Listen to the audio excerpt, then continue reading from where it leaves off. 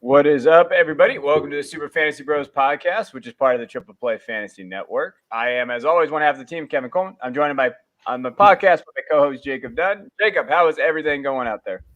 Man, everything is going swell, my man. A great day in fantasy land. I got 23rd place in the Fantasy Pros rankings this week, so I'm feeling pretty good because last week I got 40 something. So I just need to keep climbing, my man. But hey, how about your Cowboys, Kevin?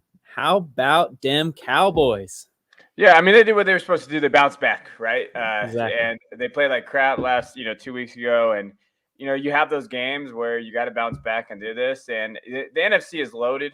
So we really got to step up and be there. But I'm excited. Hey, listen, CD's there, our guy CD. Then you have Dak. He would have put QBR numbers, but Mahomes came back to life. And so you're looking at just how great these guys are. And it's fun to watch. You know how it's fun to have a good team to root for. So that's I forgot what that's like, man. Here in Bronco land, we haven't had a good team since 2015 when Peyton left. So I'm envious of you.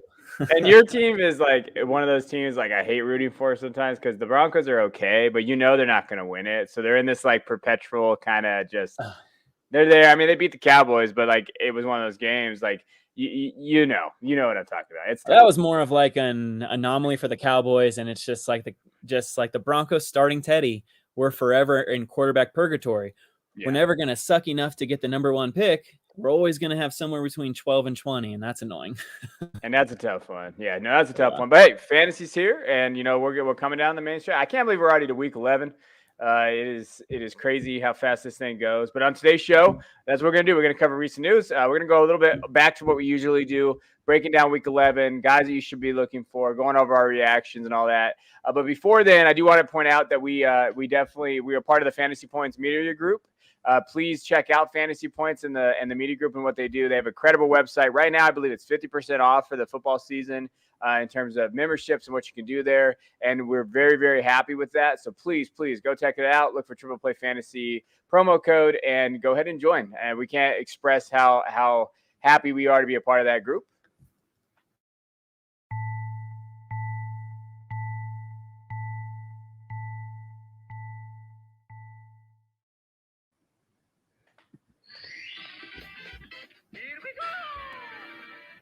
And all right, let's take it off. So week 10 reactions.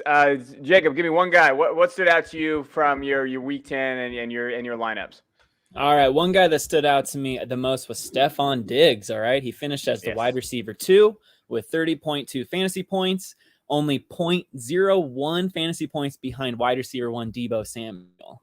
So he was wide receiver 1 for a full day there until Deebo just went off last Monday night. But Stefan Diggs, man, he caught 8 of 13 targets for 162 yards and a touchdown.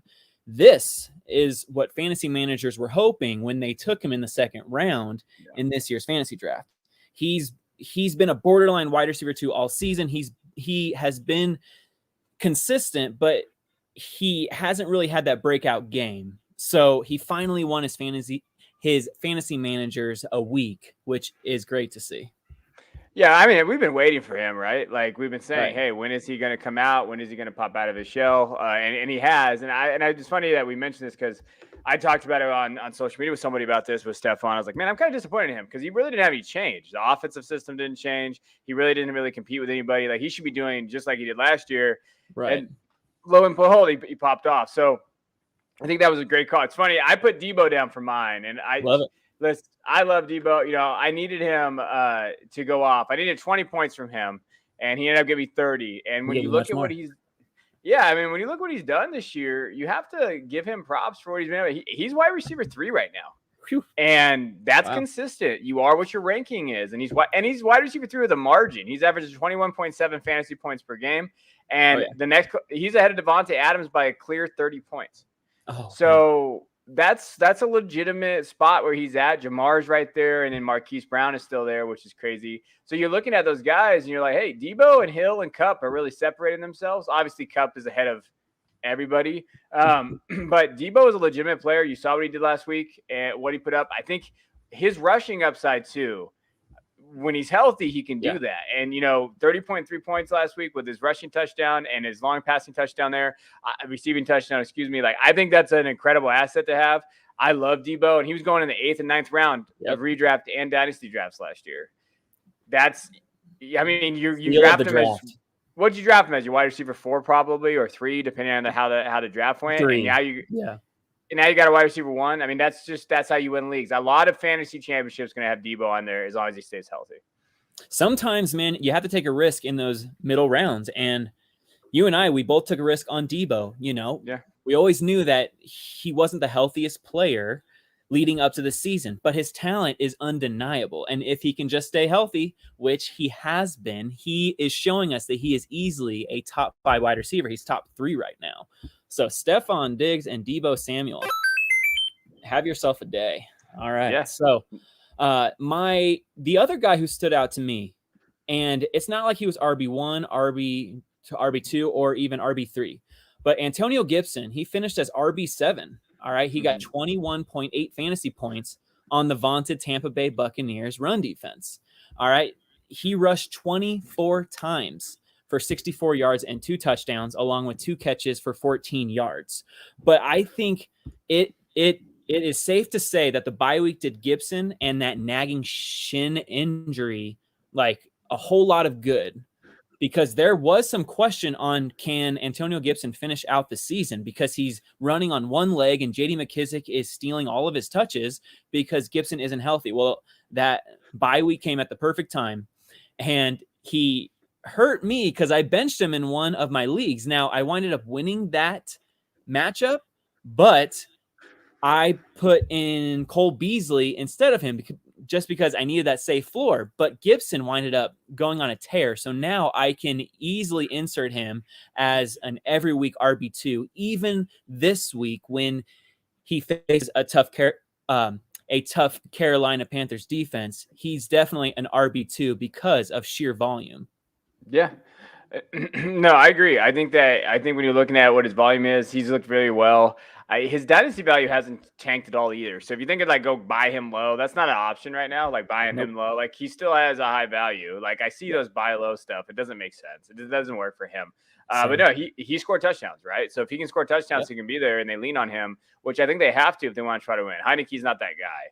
So it's like that. It's you're not that guy, pal. Like he's not that guy. So when you look at Gibson, he is that. I mean, he's talented. I think the thing about Gibson is people elevated him way too high. He was getting the hot buzz and the CMC comps. He's not that, but he's a very serviceable running back, and he can put up numbers like this week. And I started him because, unlike you, I don't have the option to not start those guys. So and some of my rosters are pretty depleted right now. So it's there. Now I want to go to a guy that is very disappointing. I'm not gonna lie. Russell Gage has been terrible. And I think because with Ridley out, they thought, hey, Russell's going to get targets. He had 3 targets, no catches last game. He's just put it over, and it just he's basically droppable. But also in dynasty formats and everything like that, you can't play him. You can't play him right now. And I think it's a product of Matt Ryan. I think it's a product of the team. I think it's a product of a lot of things. But you got to earn those targets, and he's not earning those right now. So he's a dead asset to me. Oh yeah, I mean, shoot. Russell Gage gave you 0 points 3 weeks ago, and then all of a sudden he came to life last week. And so, fantasy managers were like, okay, maybe I can trust him. Nope. Goose egg. You just cannot trust this man week to week. Like you said, Kevin, he is definitely a droppable asset. So Antonio Gibson, you had a great week. And Russell Gage, you are donezo. Yeah, I'm out on that. I'm there. So let's move on to week 11. We have some intriguing waiver wire ads, I think, for some people and some guys to kind of grab. I think that there are a lot of dudes out there that you can plug and play this week. I actually like some of the matchups this week. So what is a guy that you're looking to add, that you think maybe can contribute? I am looking to add Cam Newton everywhere. He scored twice in his first action of the season with only 7 touches last week. And this week, he's handling most of the number 1 practice reps. So, we need to expect him to start this week against Washington, who ranks first in fantasy points allowed to quarterbacks. So you may hear his name later in the show, wink, wink. But Last season, the Patriots used Cam Newton as more of a running back, totaling 12 rushing touchdowns. And Cam Newton had more rushing attempts than passing attempts in the red zone last season. So I expect Carolina to keep it simple and let Cam run and throw short passes to CMC, DJ Moore, Robbie Anderson. I think that Cam Newton from here on out is an every week low-end quarterback 1, high-end quarterback 2 stream. Yeah, I know. Hey, I like Cam. He's going to score touchdowns in the rushing attack. And I think I talked about him 2 weeks ago. I don't know where I was. I do too many shows, but I said, hey, you know what? He could be a valuable option at QB2. And I did like a little. Oh no, I did a video for the YouTube channel, and I said, hey, he's a viable option for you. You go grab him now. Like I think you can. So I agree, especially with the quarterbacks where they're at. I had to pivot a little bit after the news today. Elijah Mitchell had surgery on his finger. Right. So who knows what's going on there? So I added Jeffrey Wilson to this mix. He did get 10 carries. You're going to see him go, and he could have that blow-up week, right? So I think Jeffrey Wilson is a guy you should add. If he's available out there, which he probably is in a lot of standard redraft leagues and those type of things. I like Jeffrey Wilson. I have him on some teams. I think that he can be that guy, that next step up. I think he's ahead of Sermon. I don't think we're going to have to worry about that. I think that when you look at this, if Elijah can't go, Wilson's a solid running back 2 option. Yeah, I definitely agree that Trey Sermon is not a competitor for touches. It's Jeff Wilson's backfield now with maybe a little Hasty and Sermon mixing it in, but Jeff Wilson is looking at 15 touches if Elijah Mitchell misses. I heard that there's a chance that he can play, but my gut says that he probably won't play. I mean, if you have surgery on your finger, I mean, there's just a fat chance that you will play. So we need to act as if Elijah Mitchell isn't going to play and Jeff Wilson is in. So like I said, Kevin, I mean, there's a lot of RB needy teams out there. And if you need an RB, Jeff Wilson is the number 1 pickup right now. Assuming that the other guys that we're about to mention aren't available, such as AJ Dillon, like he is rostered in way too many leagues to qualify for this list.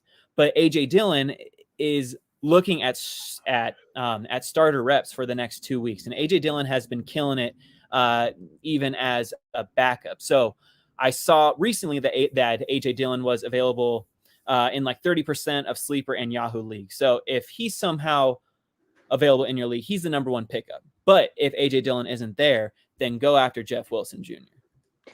Yeah, no, I agree. And so rest of the season, who would you rather have, Jeffrey Wilson or Ramondre Stevenson? Oh, that's a good point, Kevin. That's a good question. See, Damian Harris just missed because of a concussion, and he almost played. So it's hard for me to go out and spend significant fab on Ramondre Stevenson when he's just going to share that backfield. And also you have the headache of a Bill Belichick running back system. I think I'd rather have Jeff Wilson just because the Niners are 4-5 now. They're not out of the playoff race. So I think the more the season goes on, it's going to be Jeff Wilson and Elijah Mitchell's backfield, and Jeff Wilson has a safe floor. He's a veteran leader. Stevenson is a rookie, and I'm surprised at the amount of carries that Stevenson got. I'm very happy for my fantasy team, which I picked up that day and started him, and he killed it for me. But I just can't rely on that unless I know for a fact that Damian Harris isn't playing.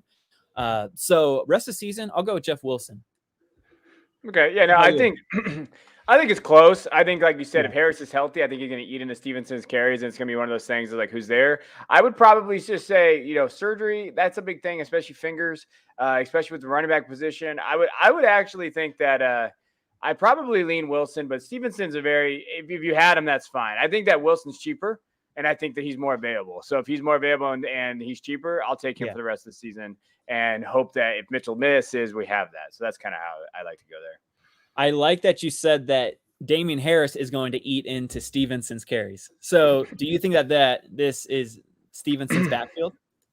I think that it's going to be. And Harris, I saw someone trade Harris for a 2023 second a couple weeks ago.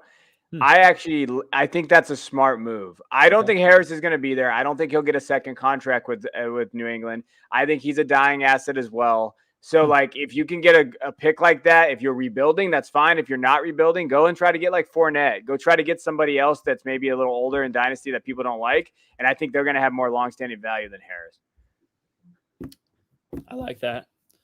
So another running back, guys, if A.J. Dillon's not available and if Jeffrey Wilson's not available, I would take a long, hard look at Wayne Gallman.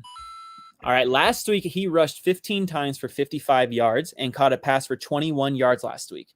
So Gallman got 15 carries and Mike Davis only got 4 carries. Now, I know that the game was out of hand, and so they probably wanted to see what they had in Wayne Gallman. Now they know that Gallman has fresh legs, and Davis, he has just been a disappointment all season. He's just been well below average, what we took him as like a sneaky RB2. He had this backfield all to himself. Now, I recommend Wayne Gallman as a pickup because Cordero Patterson, it isn't likely to play this week. He has an ankle sprain and he has to turn around and play on Thursday. It doesn't look good for his outlook, which means it's going to be Mike Davis and Wayne Gallman. Now, Wayne Gallman outperformed Mike Davis. He looked fresh. So if you are an RB needy team, like I said, AJ Dillon's gone, Jeff Wilson's gone, I would look at Wayne Gallman as a low-end flex, like a low-end RB3. I'm going to have him ranked somewhere in between RB30 and RB36 because I do think that the volume is going to be there, even in a tough matchup against New England. Yeah, no, Gallman's one of those guys. Like, I think that, like you hit on the head. Like, I think if he has it, I think he's a low end guy. If you need a running back, running backs are really source right now. He played 42% of snaps, right? So, like, he has that ability there. I do like that. I like that call if you need someone like that. But if you need someone like Wayne Gallman, I don't want to say you're struggling, but that's a deep ad. That's a deep ad. We're a little bit in trouble, Which, I have some rosters out there that, that could help. Like, there are some rosters out there. The one guy that I wanted to talk about, there's two. I'm going to give honorable mention to one in a minute, but the one guy I think you should try to add is Dan Arnold. I've talked about Dan on the show. I went over Dan before. He saw 7 targets. That's second most on the Jaguars in week 10. So, you know what? He's legitimately one of their top guys. 5 catches, 67 yards. He caught a 2-point conversion. He's seen at least 5 targets in 5 straight games and 7 or more in 4 of those. So he led the Jags in targets that they traded for him. So he's been the number one option since the Jags traded for him. And you know what? He's a borderline tight end 1 that still is on the waiver wire in all kinds of different leagues. Like, especially at that position, if you don't have one of the top guys, I feel like Arnold's got to be that guy. And because he's going to get the targets in that offense, especially with Chark being gone. And Laviska's not Laviska. Nope. He's not that guy. So Dan Arnold's a guy at a tight end position that's pretty out there. I wouldn't hate you guys going out there and grabbing him. My other guy, I wanted to give a shout out, Jamal Agnew.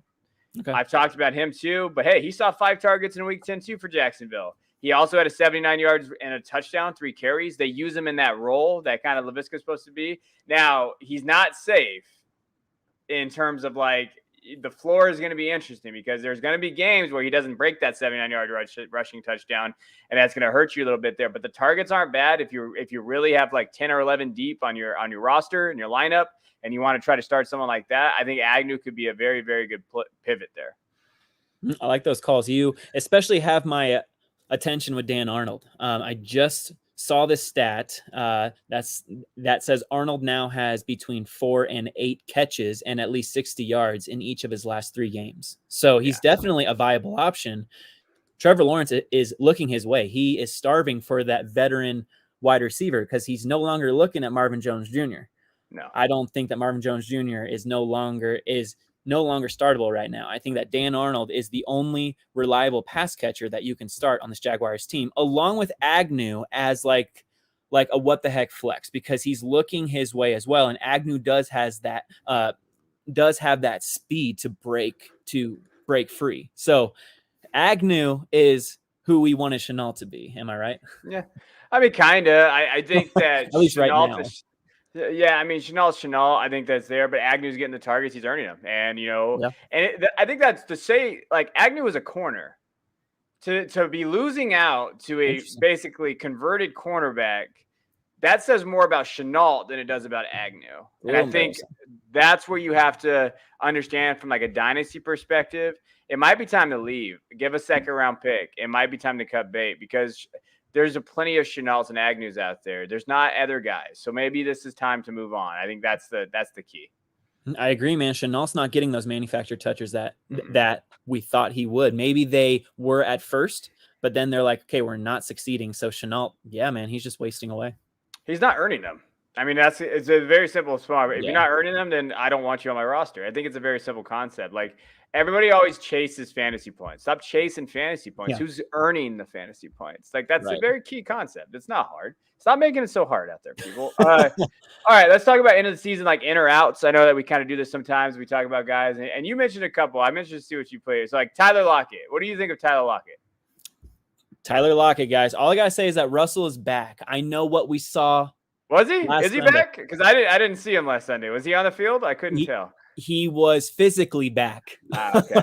I do agree that he came back way too soon. But you know, he got his feet wet. He's hungry. He's never been shut out in his career, so he's hungry. He's going to be hungry next week, and he's going to be looking at Lockett a lot. Now, he targeted Lockett 8 times this game. Lockett only caught 2 passes, and also drew a lot of PIs and what should have been PIs. Like there should have been some big plays. So I like Lockett a lot moving forward. I think that you can get him incredibly cheap right now. I think that Russell's going to look his way a ton. He has that big play ability. We know that he can be inconsistent at times, but the price that you can get him in redraft leagues, I mean, dirt cheap right now, especially after last game. Yeah, I don't hate the call. It's just he's so inconsistent, right? Like, and that's kind of been his MO. Russell, that offense. Did you see Pete Carroll's? I want to run the ball more. I swear to God, Pete Carroll. He always says that. It's just driving me nuts. I get a certain point. Player. Yeah, you don't have anybody to run the ball with. Have you seen your running backs? They're not good. So like, at a certain point, you got to throw the ball. Like I don't understand. Like if Lockett can be consistent, that's not a bad call. I think if he can stay consistent there. But that's the key word, right? Consistency. It's worth a shot if he's super cheap. Yeah, I mean, shoot, if you shoot, you might as well roll with it, right? Like, and at this point, I don't hate that. No, I agree. I agree with you there. My guy was Antonio Gibson. I think you like him a lot. Going forward, I do too. I think that I'm in on him. Even in redraft, I think he can play a role there. But the guy I wanted your opinion on was Courtland Sutton. So, is he an alpha, Jacob? Yes. Yes, that long pause you got going on right there. I like it. So like I thought about it, I debated it in my mind for a great 2 seconds, as you guys heard. He is an alpha. He just needs a quarterback who has skill. You know, like he's been dealing with Drew Lock, he's been dealing with Case Keenum, he's been dealing with, Joe Flacco. Like he hasn't had an A1 quarterback. Like I need a quarterback with Sutton. Now, I know that you're probably thinking at home, if he's a true wide receiver 1 alpha, then he can make it work with any quarterback. That's not true. That's with quarterbacks. If you are a true alpha quarterback 1, you can make it work with any wideouts. But a wide receiver is so dependent on a quarterback. They need accuracy. Like, there are no wide receivers who are 7 feet tall. All right. He's 6'3". He just needs it within his radius catch. All right. And no quarterback's providing that right now. And Teddy doesn't have the arm. He's not it. He never was, never will be. He is a forever backup quarterback, a fine backup. Okay. So I think Sutton is. He just needs a quarterback. He needs Denver to trade for one. But Courtland Sutton is a free agent this offseason. So he can choose to leave if the Broncos don't trade for Aaron Rodgers, wink, wink, who we are definitely looking at. But if we don't get Aaron Rodgers, Sutton is leaving for a viable quarterback or whoever's going to pay him, like a la Allen Robinson, when he became a free agent, he took the money instead of going with a good quarterback. He was like, I'm just going to take the money and play with Mitch Trubisky. That's it. It worked out fine, but he's regretting it now. So I think that Sutton's going to play it smart. I do think he's an alpha though, just to beat around the bush. He is an alpha wideout. What do you think? No, I think he is too. The spot I had for him, and I was on a pod and they were asking me about him. What if he went to the Colts? They Okay. they have a ton of cap room, him and Pittman, and then they get a slot guy in there, Hilton to be gone. That's Like, a good would point. you like that spot with him? I actually would, just because I like what I've seen from Wentz this year. I like his confidence. I like that he's back with Frank Reich. He looks like he's back on track. Okay. And if he gets Michael Pittman and a talent like Sutton, I think that's even going to boost his confidence even more. So I do like that landing spot. And if they have enough money to sign him, I think that They Sutton do. does it. Okay. They Well got enough money. And so I mean, I think they have the second most money going into the offseason next season. So they're gonna have some roles. They got some holes to fill. But if Sutton's that guy, maybe that they can have him alongside of it. I agree. I think this year though, he's got a tough. You're looking at his matchups. Like after the bye weeks, you got the Chargers. That's a tough matchup. Yeah. KC is not a terror. It's not a bad matchup, but like you said, the quarterback play is there. Detroit is kind of, his end of the season though. Detroit, Cincy, Las Vegas. Not a terrible matchup for if you have him. If you want to maybe go reach out, maybe he's cheap. I know he's cheap in redraft. So maybe if you want to go try to grab him, that's not a bad schedule, especially for your contender right now. If you can go do that. So no, that I agree. And then the last guy on here was Barkley. What do you think of Barkley?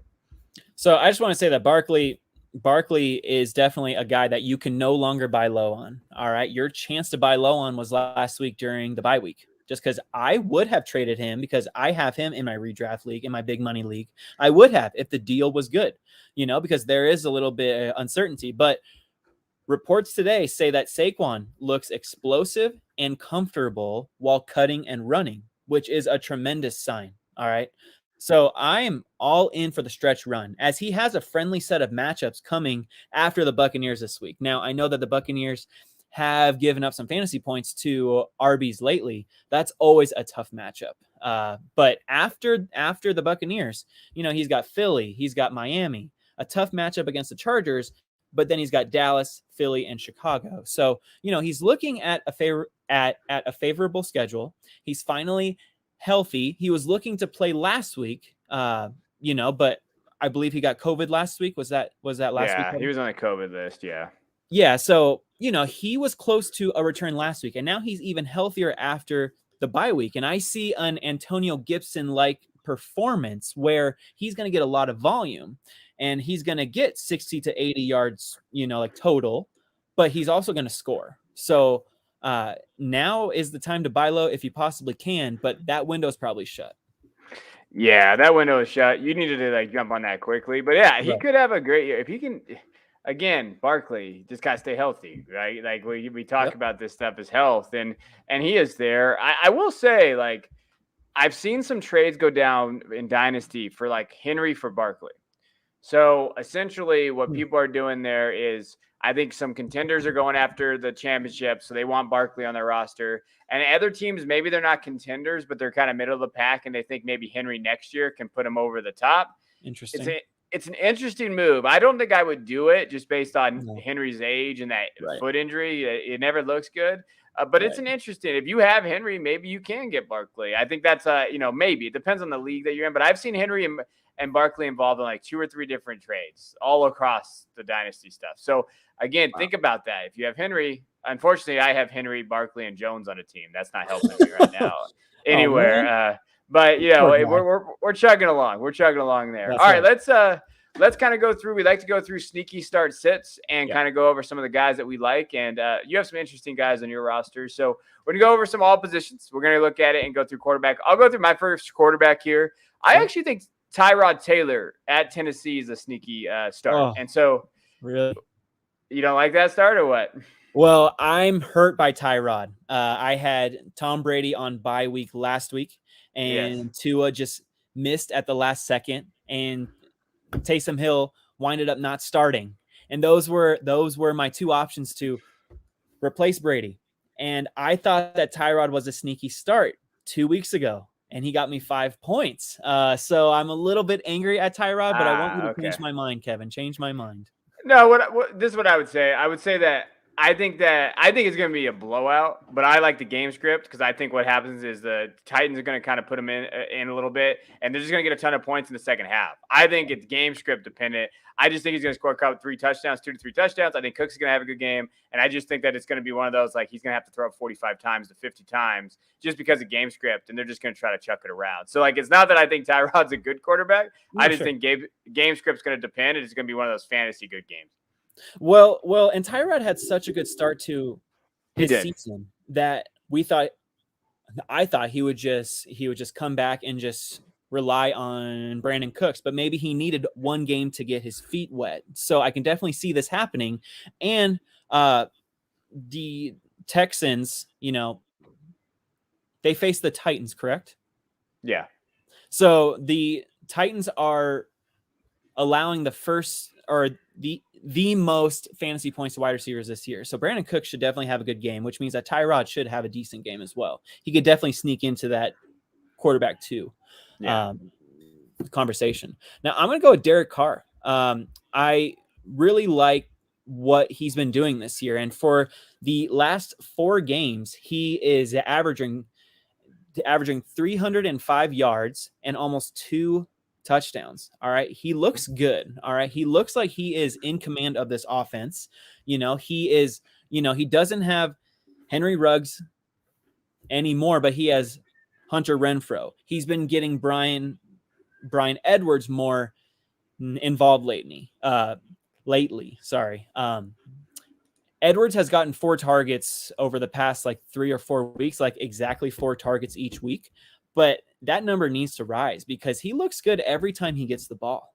Last week, Brian Edwards had 3 catches for 88 yards and a score.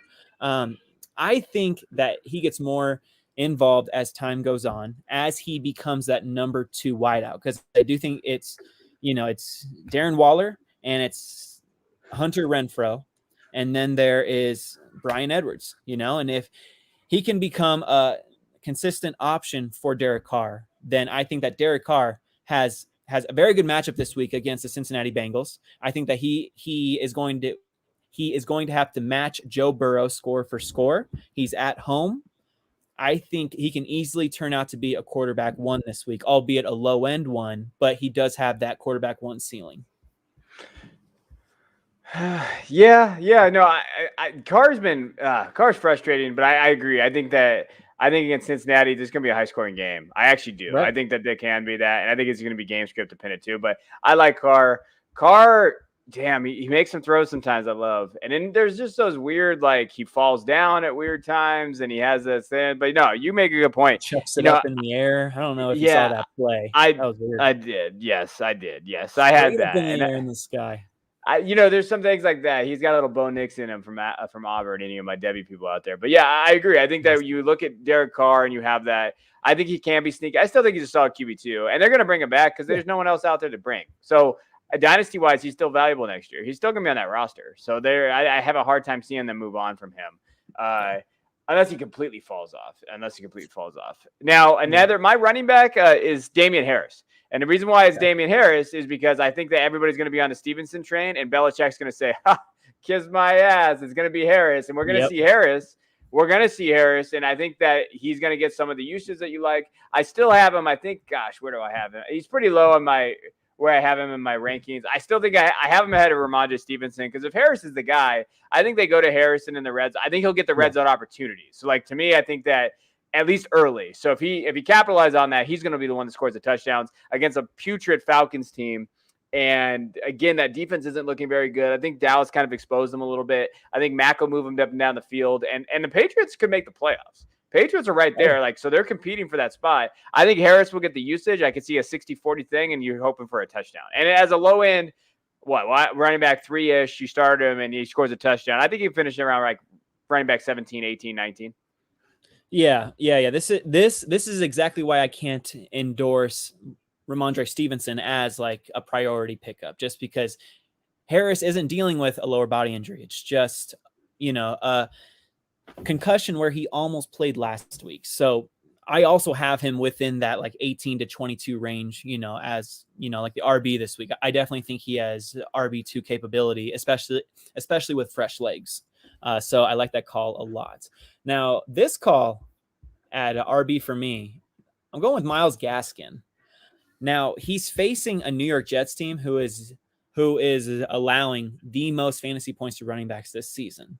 So that is a check mark. Like, okay, then Gaskin should have a good game. All right. I know that he didn't do well last week, but he got 14 rushing attempts, even though he only turned that into like 31 yards. The previous week against the Texans, he also had 20 carries for 34 yards, but he also scored. So he is going to get a ton of touches. All right. And Tua is back. All right. He's starting. Brian Flores said that Tua is starting, which helps Gaskin. All right. It helps him in the passing game, in the run game. It opens things up. So I think that Gaskin is a low end RB2, but I would feel safe playing him this week because he does have that ceiling. All right. And there is like this running joke where he always plays well on odd number weeks and he completely tanks on even numbered weeks. Well, this is an odd number week, guys. It's week 11. So Myles Gaskin is worth the roll of the dice. I think he is too. Yeah, you just got to kind of roll it out there. And I mean, at this point against the Jets, I think that's a good matchup, like you mentioned. Yeah. He struggled this year. I don't see him being. I think he's a dead asset as far as dynasty goes. I agree.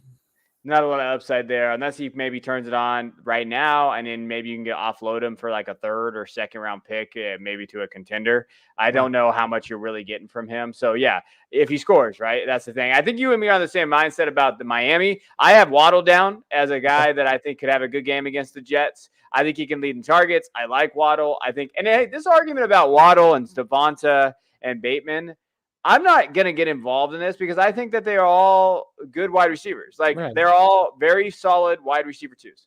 Why do we always have to argue? Like why do we always have to argue who's better than who? Just enjoy these rookies. My goodness. Yeah, well, that's not human nature. We always got to argue, right? That's just the reality. But I know that he put up like low end wide receiver 3 numbers last week. I will say like he had 6 targets, he had 61 yards. You had that. I think against the Jets, it wouldn't come out of the question where he'll go back up to those 10 targets.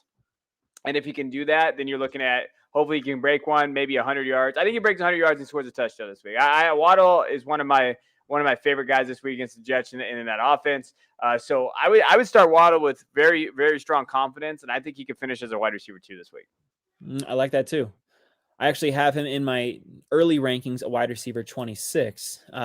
So he's right outside of the wide receiver 2. But, if all reports come out that Tua is healthy, he's looking good, then he'll definitely get a bump up because Waddle is who Tua looks for in that offense. Now, Will Fuller might come back, but even if he does come back, I mean, I think that only helps Waddle, like it'll take attention off Waddle while Fuller just runs downfield.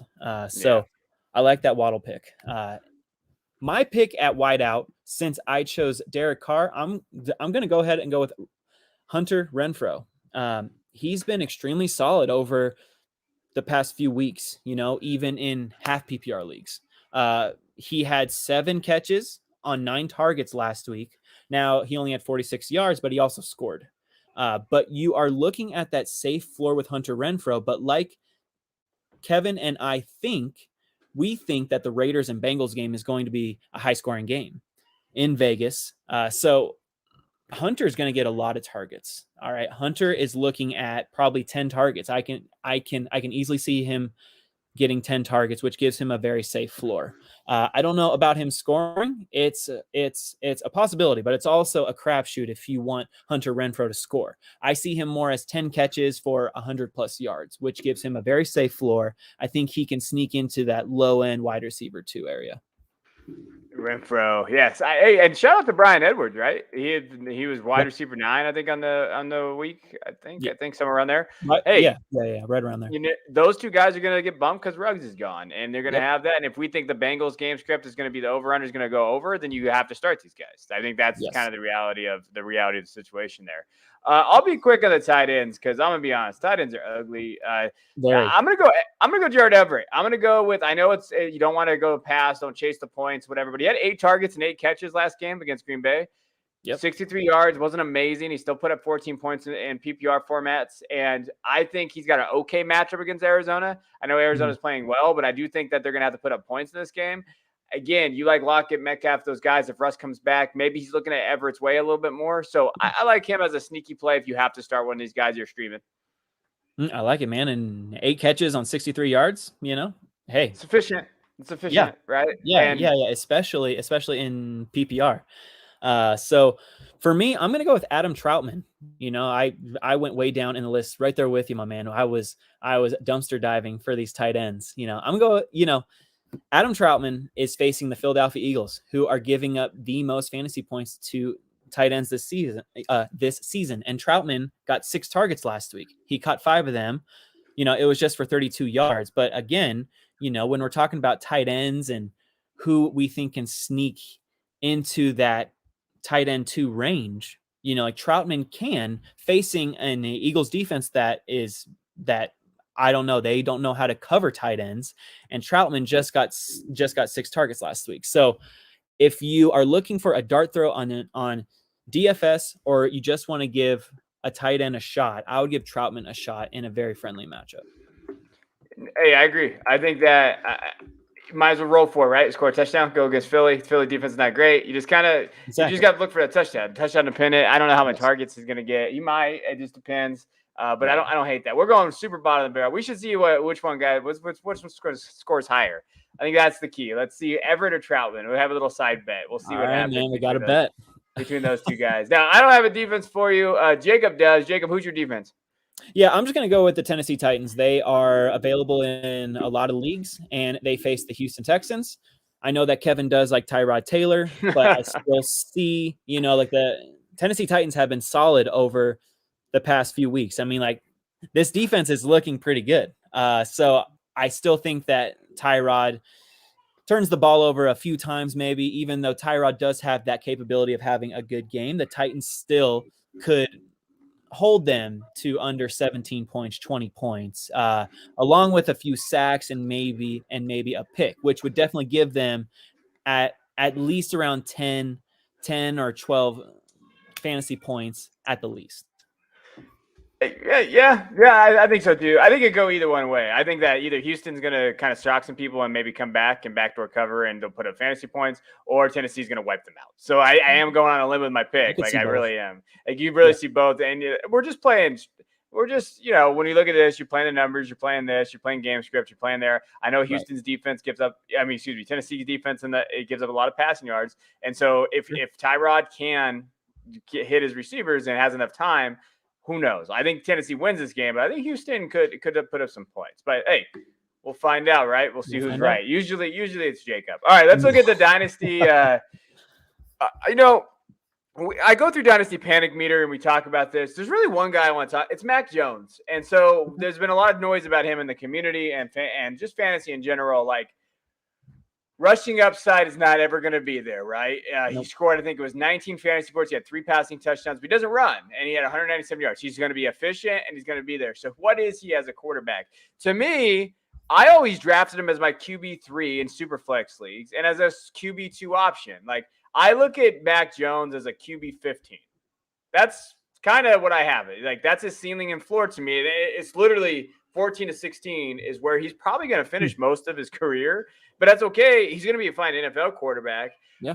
So the way I look at him from a dynasty asset is if someone's willing to pay over his value of what you perceive that to be. So if I can get something that's over a QB 14, I'll take it. I'll look and I'll see, hey, what can I get here? If I'm not going to get that value back though, with what I value him at. So it's going to depend on what you think you value as Mac. Now, can you win a fantasy league with Mac Jones as your quarterback too in Superflex leagues? Yes, you can, because he's safe floor. You can win a fantasy league if he's your QB2. If he's your QB1, now you're in a little trouble. But to me, like, what is the difference between Mac Jones and Joe Burrow? Just a pass happy offense versus very conservative offense. That would be the biggest one, right? Like, hey, game script and just, hey, he's in a pass happy offense with better weapons, Chase, Higgins, those guys. But as a quarterback, Mac Jones, in very my similar, opinion, because Burrow's not going to run anymore. So No, he can't. His knee's torn up. And then you also Right. and if you look at it from a fantasy perspective, it's just a quarterback perspective. Mac Jones played at Alabama. She could have won the Heisman. Didn't. Obviously, his teammate did. He was there, won a national title. Burrow had that 1 year. Same kind of – they both have very similar tracks. But I would actually think Mac Jones is a more accurate quarterback than Joe Burrow. So to me, when I'm looking at it from perspective, like I don't know what really – besides the offense, which I know is a big deal, but as a quarterback, there's really nothing that separates those two. But why does Joe Burrow get propped up as like, oh, man, dynasty asset, you have to have him, whereas Mac's like, oh – he's okay, but go get someone else. Well, I'm sorry, but Mac's not someone that I'm just going to trade for. Who's under him that you feel like, who would you rather have in Dynasty, Mac or Kirk? Well, he's probably the new Kirk. So why would I trade him for Kirk? I don't want Tannehill over Mac Jones right now. I don't want some of these lower end quarterbacks. I sometimes the safe play is okay. Like, yeah, is there going to be upside? I don't know, but there's going to be a lot of turnover next year in fantasy leagues. And in Superflex leagues, quarterbacks are going to go nuts next year. There's going to be a lot of displacement. Mac's not going anywhere. So for me, Mac's a very solid, safe QB2. Now, if you value him as a QB 14 overall and you can get a higher than that, then go ahead. But I think it's a risk sometimes. I think Mac's a very safe QB2 option on teams.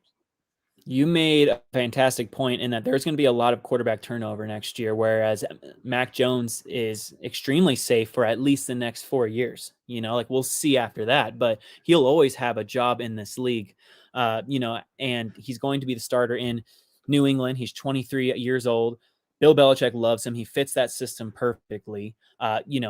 If you value him, Kevin, as a quarterback 14 to 16, then he's basically a high to mid-range quarterback too, which is very solid. And I get it. Like once like the numbers normalize at the end of each season, he could fall in that range. Like he might have a week where he's quarterback 12. He might have a week where he's quarterback 20, but he will be in that range of outcomes, which is very solid for your quarterback 2 or even your quarterback 3. So I love that call, Kevin. I just, I see I know the analytics guys hate him.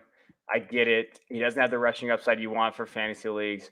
But sometimes I feel like you can win with a QB2 as long as you're good at drafting and you have guys around these guys. A QB2 is a very safe floor. You can win leagues like that. You don't have to be putting up 200, 300, 200, 220 points every week. If you get 165 points and Mac's going to get you 15 to 20 points, okay.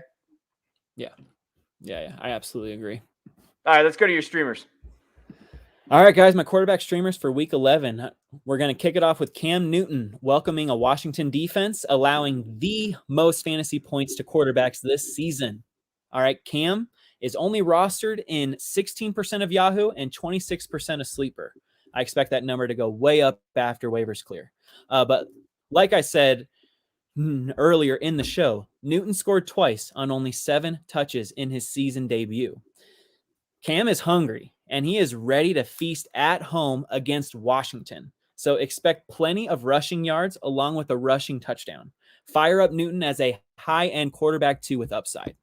Next, I have Tua Tagovailoa traveling to New York to take on a Jets team allowing the 15th most fantasy points to opposing quarterbacks.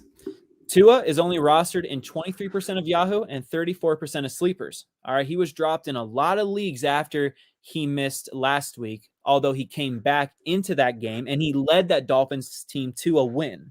All right, he completed 8 of 13 passes for 158 yards. Before missing week 9, Tua was on a 3-game hot streak, averaging 22.4 fantasy points per game. With Waddle and Jasicki and possibly Will Fuller at his disposal, I expect mid-range quarterback 2 numbers from the second-year quarterback out of Alabama. Hey, I like that. Hey, I think that could be a good pick there. I like that streamers. I want Tua to succeed.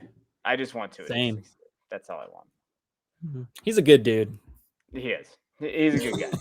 He's a good guy, and I think he's a good fantasy asset. And I think if I'm going to bang the drum on Waddle, I think I have to bang the drum on Tua. You have to bang the drum on who is feeding Waddle. Yeah, I gotta go there. So, all right. Well, it'd be interesting to see. Cam's an interesting man. He was left for dead, right? He was left for dead, man. And you have been pounding the drum for him, like you said. You did that triple play fantasy YouTube video on his fantasy outlook. All right. And, I liked what you had to say. All right. Like Cam Newton is not dead yet. All He's right, not he dead could yet. win you some leagues, especially in Superflex.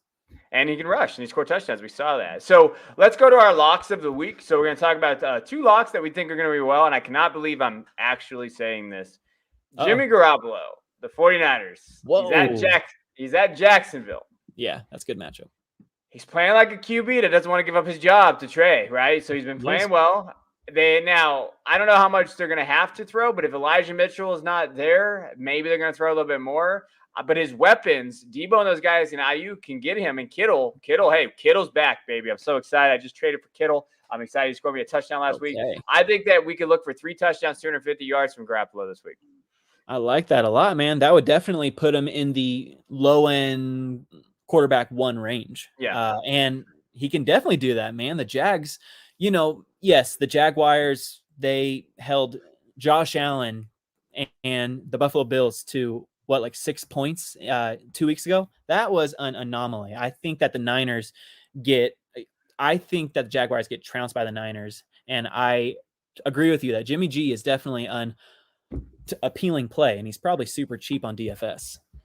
He is. He's so on DFS. He's I just saw it, 5,700. I think he's around 5,700 is nothing. Yeah. I like that a lot, guys. Fire up Jimmy G. I like it. All right. So my lock of the week is AJ Dillon. All right. He travels to Minnesota, who is giving up the 11th most fantasy points to running backs. Over the last 3 games in a reserve role, AJ Dillon has 45 carries for 190 yards, 6 catches for 106 yards with 2 total touchdowns. All right. AJ is looking at a full workload where I predict he'll see somewhere between 15 to 20 total touches with 100+ scrimmage yards and a touchdown. So fire up AJ Dillon this week. Hey, I like it. Last week, it's funny. I had some people reach out to me. They asked me who they should start, AJ Dillon or, who is the Buffalo running back? Why am I losing my mind? Zach Moss or Devin Singletary? Yeah. That jackass Devin Singletary, he kills me. I thought he was good. So they like, hey, Devin Singletary or Dillon? I said, Dillon. You got to go with Dillon. And one of the guys said, I think I'm going to lean Singletary. I'm okay. And he sent me a message on Twitter the next day. I said, I really should have listened to you. So, yeah, you should have listened to me because Dillon You should have listened to Kevin. Don't ever start Devin Singletary. Life lesson. Just, it's over. It's done. It's done with him. I'll shout out. One thing I will say is Breida. He got 6 targets? I think he did, or something like that. Huh?